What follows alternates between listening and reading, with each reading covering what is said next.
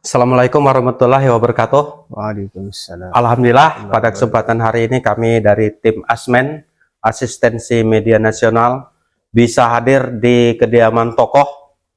Tokoh ini boleh dibilang tokoh nasional, berada di daerah Madura, Kabupaten Bangkalan. Beliau baru-baru ini mencalonkan diri sebagai calon bupati di Kabupaten Bangkalan.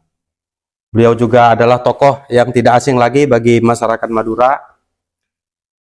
Beliau adalah Matur Hosairi ya, Ya. Pak, ya. Pak Matur Hosairi ini terima kasih Pak atas kesempatan Sama-sama. Bapak bisa menerima kami tim dari Asistensi Media Nasional. Tentu ini sebuah penghargaan bagi kita. Kita bisa hadir di tempat Bapak. Tentu ada beberapa hal Pak yang akan kita pertanyakan kepada Bapak, yang mungkin bisa dijelaskan.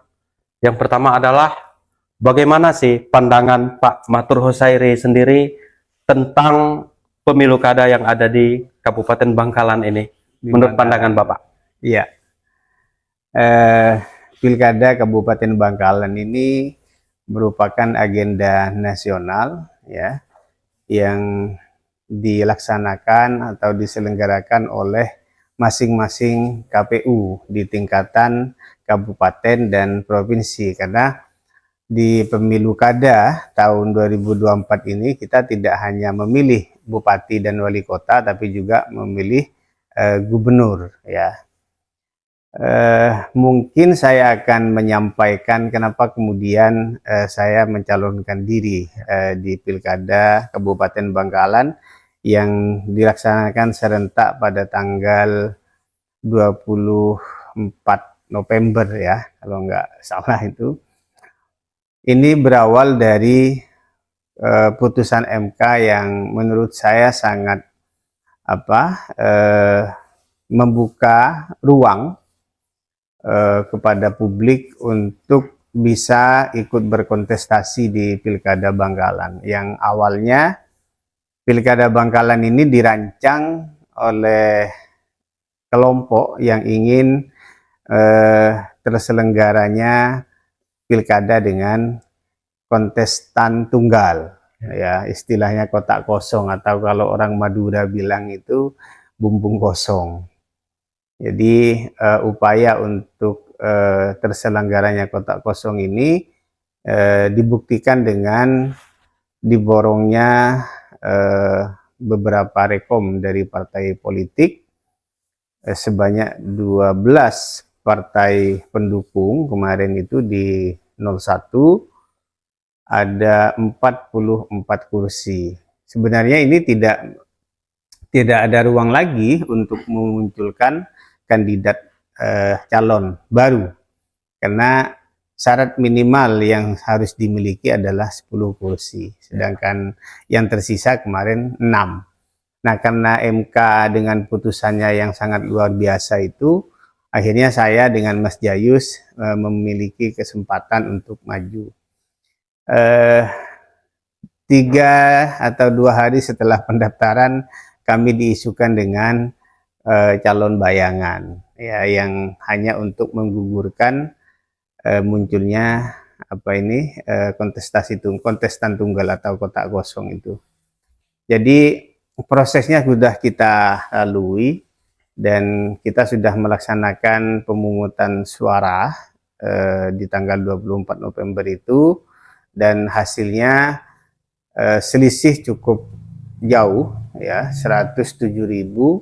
Saya memperoleh suara 211.000 sekian, sedangkan di sebelah itu 319.000. Tentu ini sebuah pencapaian yang menurut kami yang hadir atau tampil menjelang penutupan pendaftaran itu, kami menerima rekom malam Kamis, malam Jumatnya kami daftar ke KPU di malam terakhir. Tentu ini sebuah persiapan yang tidak masuk akal lah. Artinya persiapan kami hanya 2 bulanan, 2 bulan lebih, dan kami harus mempersiapkan organ mulai dari koordinator atau tim pemenangan di kabupaten, membentuk koordinator di kecamatan, membentuk koordinator desa sampai ke dusun yang berbasis TPS. Nah, pertanyaannya sekarang seperti apa pelaksanaan atau penyelenggaraan pilkada di Kabupaten Bangkalan? Ya, kalau saya orangnya adalah penganut sistem demokrasi yang partisipatif, bukan demokrasi prosedural yang sebagaimana terjadi di hampir semua kabupaten kota, bahkan seluruh Indonesia. Kita lihat pemilu kemarin seperti apa, menurut para politisi, menurut para pengamat, para ahli, pemilu kemarin adalah pemilu paling brutal, termasuk pilpresnya. Dan ini ternyata berimbas ke penyelenggaraan pilkada, pemilihan bupati, wali kota, dan pemilihan gubernur. Khusus di Bangkalan, saya punya catatan yang sangat kritis dan penting menurut saya. Konsep kita berdemokrasi dengan pemilihan kepala daerah, bupati dan wali kota termasuk gubernur secara langsung ini memang plus minus. Dengan biaya yang sangat mahal tentunya. Bangkalan ini kalau tidak salah anggarannya mencapai 70 miliar untuk melahirkan seorang pemimpin atau bupati di level kabupaten. Apa yang kami lakukan selama 2 bulan lebih itu adalah bagaimana memberikan edukasi politik kepada masyarakat agar pilkada ini berjalan secara demokratis, tidak ada politik uang, tidak ada intimidasi, tidak ada upaya untuk menghalang-halangi saksi di TPS. Nah, yang terjadi kemarin, jika bicara bukti, kita sudah banyak menemukan video-video amatir. Kemudian kita juga menangkap atau tertangkap tangan penyelenggara yang ikut membagikan uang ya untuk mencoblos pasangan di 01. Itu sudah kita laporkan ke Bawaslu, tapi kemudian Gakumdu tidak bisa bekerja secara profesional. Keberpihakan penyelenggara di tingkat TPS maupun di tingkat kecamatan, PPK yang tidak profesional, tidak mematuhi regulasi yang dibuat oleh KPU, ini juga kita temukan. Sehingga ada banyak TPS yang kemudian surat suaranya itu terpakai 100%, bahkan sampai 102%. Artinya surat cadangan pun juga digunakan. Padahal fakta yang kita temukan di lapangan itu, tingkat kehadiran ini tidak jauh dari angka 50 maksimal 60%. Tapi yang kemarin ini sudah mencapai angka 63% se-Kabupaten Bangkalan kalau kita kumulatifkan dan dipresentasikan seperti itu. Jadi yang merusak adalah bagaimana money politik yang terjadi. Ada ungkapan di video-video amatir itu istilahnya selawe gitu ya, 25.000, dan itu sangat umum sekali di beberapa kecamatan, di beberapa desa, dan ini yang kemudian merusak tatanan demokrasi kita. Masyarakat akhirnya tergoda untuk mengambil uang 25.000 itu, kemudian menggadaikan nasibnya atau kondisi di Bangkalan ini selama 5 tahun. Jadi bagi saya berbagai bukti kecurangan, keberpihakan penyelenggara itu juga kita dalilkan di Mahkamah Konstitusi, karena kami setelah mendapatkan putusan KPU Kabupaten Bangkalan yang ditetapkan pada malam jam 10:49 kalau nggak salah, tapi kemudian menerima salinan itu besoknya, sehingga kami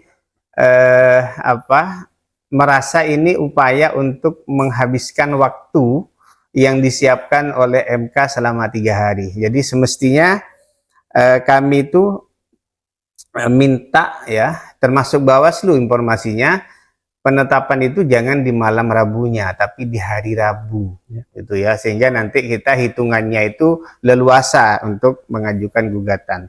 Tapi akhirnya apa? Kita terima di hari Kamis dan Jumat kami harus menyelesaikan gugatan itu, dan alhamdulillah dengan daftar online kita bisa selesai sebelum waktunya berakhir. Ya. Begitu. Kalau melihat dari partai pengusung Bapak sebagai calon bupati di Kabupaten Bangkalan kan cuma 4 Ya, partai Pak, dan 4 notabene-nya partai yang boleh dikatakan belum begitu besar ya Pak. Tapi kalau kita lihat suaranya kan mencapai 211.000, berarti Betul. kan antusias masyarakat kepada pasangan 02 ini kan ada kalau kita lihat ya, kebanding dari partai yang lain yang betul. yang lebih dari 4 yang mengusung pasangan sebelah. Dan hari ini sudah masuk ke ranah Mahkamah Konstitusi. Ya. Nah, harapan Bapak terhadap Mahkamah Konstitusi ketika bukti-bukti yang Bapak sampaikan dan melihat hasil ini seperti apa Pak? Ya, memang yang mengusung saya ini yang punya kursi hanya 2. Jadi Partai Persatuan Pembangunan dengan 5 kursi, kemudian Partai Gelombang Rakyat atau Gelora ini 1 kursi. Jadi ada 6. Nah, sedangkan partai yang non kursi, non seat istilahnya itu, ada Partai PBB, partai saya sendiri itu hanya dapat 5.000 suara kemarin di pemilu. Kemudian ada PKN. PKN ini sekitar 400 suara. Ya. Tapi karena mereka bergabung dengan kita, makanya ada 4 partai politik yang punya kursi dan yang tidak punya kursi. Dilihat dari komposisinya sangat tidak imbang ya, 12 lawan 4. Ya. Dan kalau dihitung kursinya kemarin 44 lawan 6 kan gitu. Ini sangat posisi yang sangat tidak berimbang lah. Sudah kita partainya sedikit, kemudian waktunya hanya 2 bulan lebih yang kita harus mempersiapkan diri dengan keterbatasan biaya politik yang juga sangat-sangat terbatas, sehingga selisih 107.000 ini sebenarnya sudah melampaui ambang batas yang ditetapkan oleh Mahkamah Konstitusi. Tapi kami tidak berkecil hati karena meskipun seharusnya Bangkalan ini yang bisa mengajukan ketika selisihnya 2.000-an. Tapi karena kami masih punya semangat, punya keyakinan, punya optimisme bahwa Mahkamah Konstitusi saat ini sudah memiliki paradigma yang berbeda, tidak seperti dulu yang ditudingkan Mahkamah Konstitusi masih memerankan dirinya sebagai mahkamah kalkulator. Tapi sekarang saya melihat spiritnya itu berbeda, paradigmanya juga berbeda. Para hakim konstitusi nanti kita harapkan mereka menggunakan mata batin dan hati nuraninya untuk menyikapi hasil pilkada serentak di 2024. Kenapa begitu? Karena dari sekian 200 berapa kemarin terakhir saya lihat itu 270 lebih kalau nggak salah, ini rata-rata melampaui ambang batas. Nah, seharusnya MK ya kami harap menaruh perhatian, ada apa ini sebenarnya, pilkada kok yang mengajukan gugatan melampaui ambang batas. Ini yang harus dibaca lebih dalam lagi, ditelisik lagi oleh hakim Mahkamah Konstitusi, sehingga nanti tertarik untuk membedah tiap-tiap kabupaten yang nantinya dinyatakan lulus terregistrasi, sehingga kita berharap di awal Januari nanti ini sudah mulai dilakukan persidangan atau pemeriksaan awal para pihak, karena kami Paslon 02 selaku pemohon, tentu yang termohon adalah KPU, sedangkan teman-teman yang di 01 ini adalah para pihak terkait ya. Dan saya selaku pemohon tentunya adalah istilahnya itu ada prinsipal. Nah, harapannya apa? Harapan saya, kami tentunya dan para pendukung kami, para simpatisan, para relawan dan masyarakat yang menginginkan perubahan di Kabupaten Bangkalan ini berharap MK dengan paradigmanya yang progresif tentunya berharap nanti membaca dengan seksama, kemudian melihat dalil-dalil kita, gugatan kita, petitum kita, dan bukti-bukti yang kita sajikan, dan mereka meloloskan itu sehingga terjadi istilahnya itu dismisal, dan kami nanti masuk ke persidangan untuk ranah pembuktian dan ada dialog tentunya, saling sanggah, saling jawab, dan saling mempertajam argumen dan memperkuat bukti termasuk saksi yang akan kami persiapkan. Harapannya dengan petitum kita mohonkan adalah diskualifikasi pasangan calon nomor 1 yang dinyatakan terpilih atau pemenang oleh KPU, dan ketika ini nanti didiskualifikasi maka kita minta ke Mahkamah Konstitusi untuk menetapkan paslon nomor 2 sebagai pemenang Pilkada Kabupaten Bangkalan 2024. Ya, harapannya seperti itu. Mohon doanya karena ini adalah perjuangan kita untuk melakukan perubahan, kemudian memberikan pendidikan politik, kita berdemokrasi secara partisipatif, bukan berdemokrasi secara prosedural. Begitu, Mas. Tentu harapan tadi kan sudah disampaikan kepada MK. Ya. Ya, kita pun juga apapun nanti keputusan dari MK tentu kan harus kita ikuti ya Pak ya. Ya, betul. Dan sebagai seorang tokoh tentunya Bapak ini kan sudah pernah juga mengabdi ke masyarakat. Itu tentunya kan tidak akan pernah berhenti kan untuk mengabdi. Nah, kira-kira ke depan mudah-mudahan nanti harapannya diterima oleh MK. Ya, amin. Harapannya ya kan. Amin, amin. Tapi ketika itu nanti tidak diterima, contohnya kan Bapak kan sebagai tokoh, sebagai orang yang sudah mengabdi, ingin berbuat apa kepada masyarakat Bangkalan khususnya, Jawa Timur dan Indonesia pada umumnya ke depannya gitu. Iya. Yang jelas saya adalah seorang aktivis ya. Puluhan tahun saya bergelut di dunia lembaga swadaya masyarakat atau LSM. Kemudian di tahun 2019-2024 saya dipercaya di DPRD Provinsi Jawa Timur.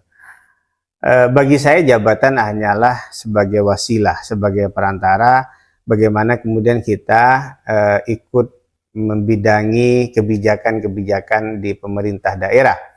Karena kebetulan saya dulu di Komisi E yang membidangi kesejahteraan rakyat atau KESRA, ya sering saya ditegur atau dibilang oleh teman-teman sesama anggota DPRD Jawa Timur itu, ini kok anggota dewan rasa LSM gitu ya. Karena mungkin saya yang tidak pernah merubah gaya saya, penampilan saya, bahwa saya selalu berupaya untuk menyuarakan kebenaran, membela hak-hak masyarakat, karena yaitu tadi basicnya kita di pergerakan di LSM.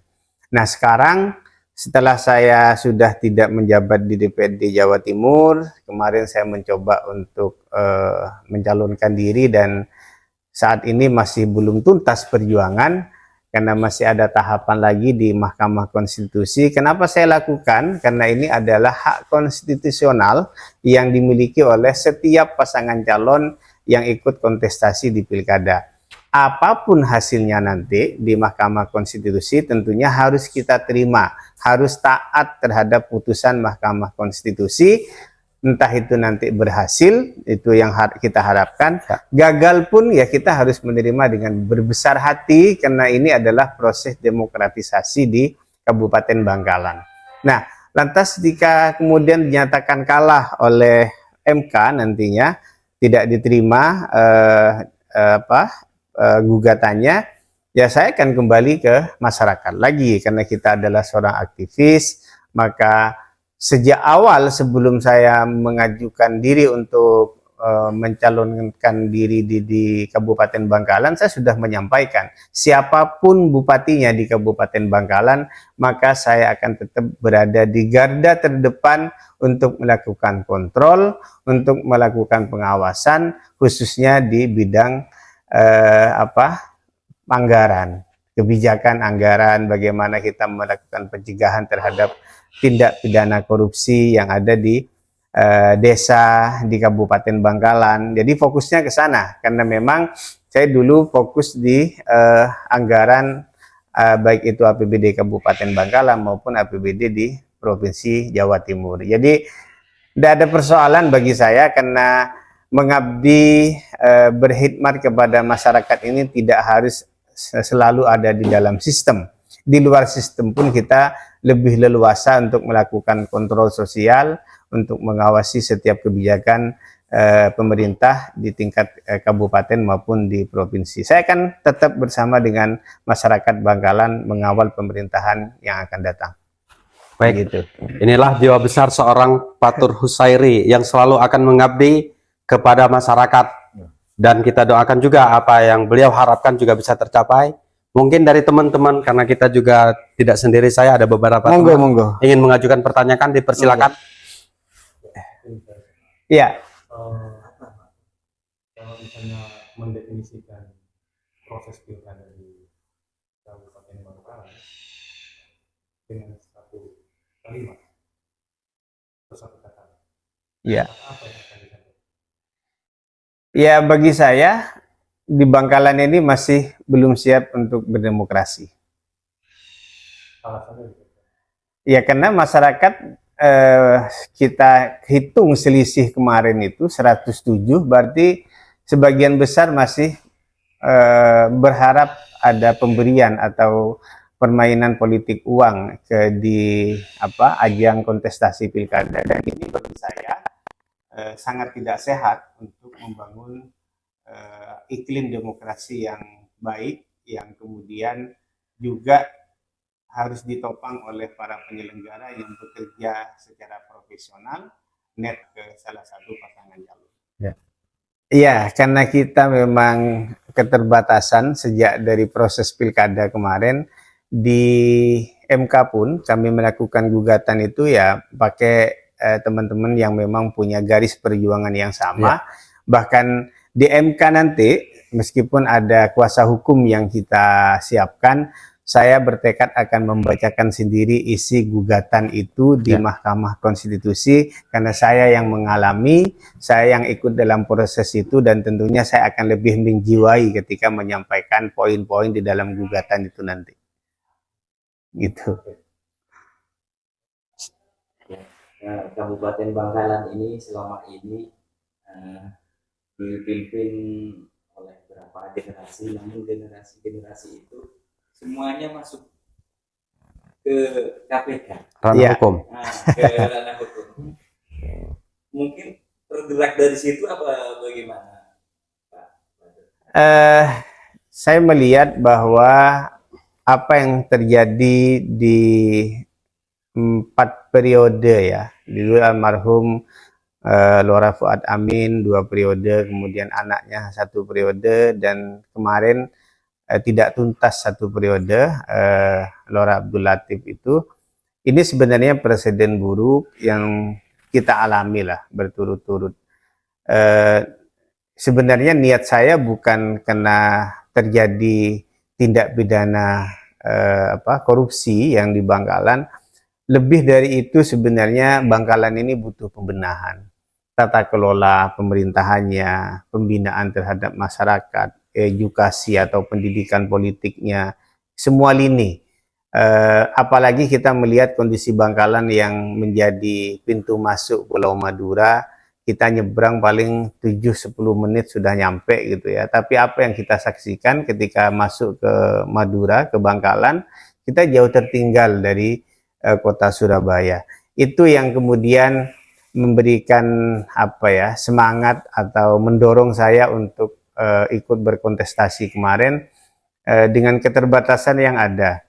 Jadi perolehan suara 211.000 ini adalah semangat masyarakat Bangkalan yang benar-benar ingin terjadi perubahan.